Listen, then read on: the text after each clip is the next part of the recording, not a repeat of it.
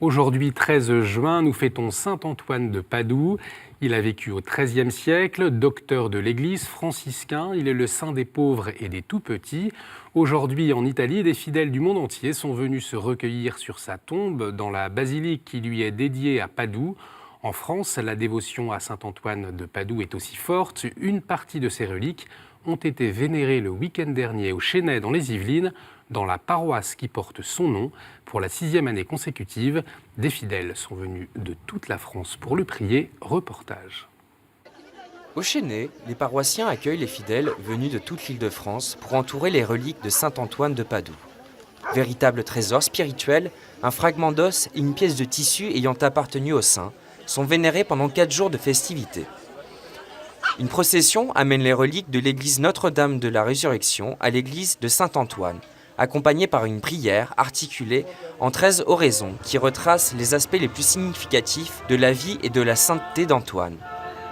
Saint Antoine, dont le cœur était rempli d'amour et de tendresse pour l'enfant Jésus, que tu portais dans tes bras, bénis toutes nos familles et bénis nos enfants, aide-les à grandir en sagesse, en taille et en grâce, devant Dieu et devant les hommes.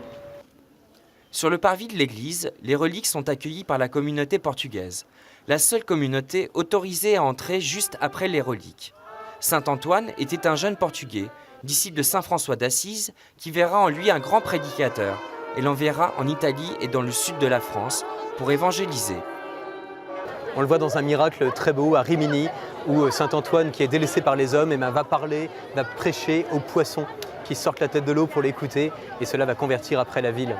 Après une lecture des litanies de saint Antoine, des petits pains sont bénis et offerts à tous.